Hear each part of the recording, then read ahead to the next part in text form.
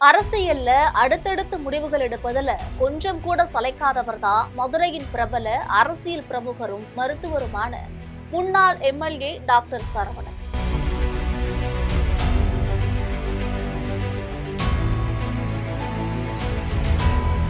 தற்போது அவர் அதிமுகவிலிருந்து விலகி தமிழக வெற்றி கழகத்துல இணைந்திருக்கிறார்.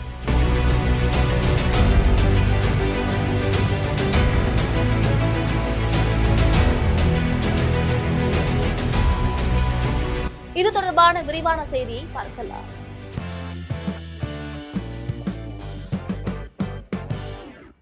தமிழக அரசியல் களத்துல தேர்தல் வியூகங்களும் கட்சி தாவல்களும் புதியவை அல்ல என்றாலும் அரசியல் பயணத்துல மிகவும் குறுகிய காலத்துல பல முக்கிய கட்சிகளை கடந்து வந்துள்ள டாக்டர் சரவணன் இதுவரை பயணித்த கட்சிகள் என்னென்ன என்று தெரிந்து கொள்ளலாம்.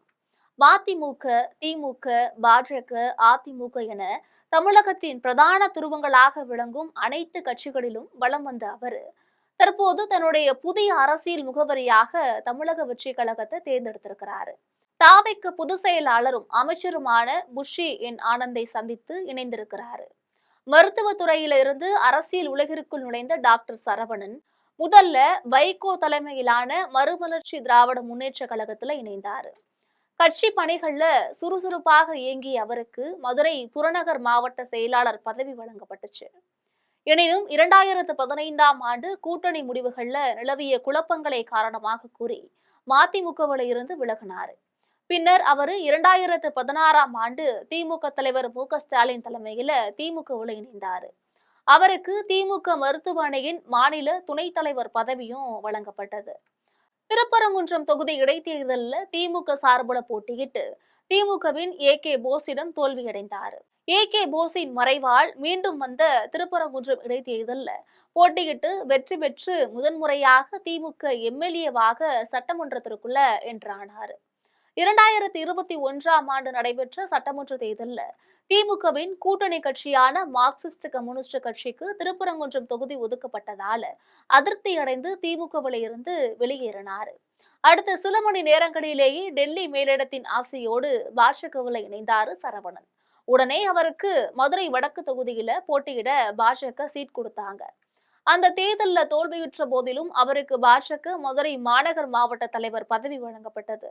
2022 ஆகஸ்டில் காஷ்மீரில் வீரமரணம் அடைந்த ராணுவ வீரர் லட்சுமணனின் உடலுக்கு அஞ்சலி செலுத்த வந்த தமிழக நிதியமைச்சர் PTR பழனிவேல் தியாகராஜனோட கார் மீது மதுரை விமான நிலையத்துல பாஜகவினர் செருப்பு வீசினாங்க. இந்த சம்பவத்துல அதிருப்தி அடைந்த டாக்டர் சரவணன் இரவோடு இரவாக PTRஐ நேரில் சந்தித்து மன்னிப்பு கோரியதுடன் பாஜகவில் இருந்தும் விலகினார். இதையடுத்து அவர் மீண்டும் திமுகவிற்கே செல்வார் என எதிர்பார்க்கப்பட்டுச்சு. ஆனால் அனைவருக்கும் ட்விஸ்ட் கொடுத்து ஜனவரி 2023 எடப்பாடி பழனிசாமி முன்னிலையில அதிமுகவில் இணைஞ்சாரு.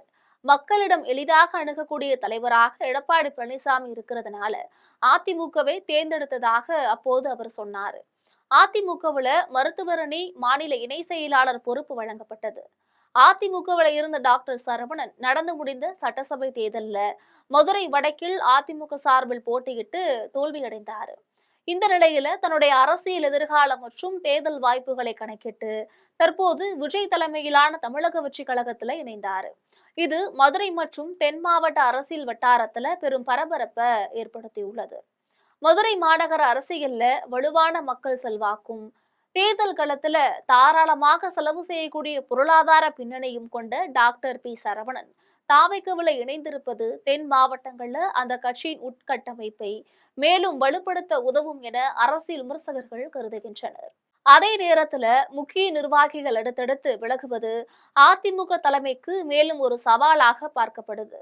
3 எம்எல்ஏக்கள் தங்களுடைய பதவியை ராஜினாமா செய்துவிட்டு தாவைக்கவில் இணைந்த நிலையில தற்போது சரவணனும் அதே கட்சியில இணைந்துள்ளது பெரும் சலசலப்பை ஏற்படுத்தியுள்ளது.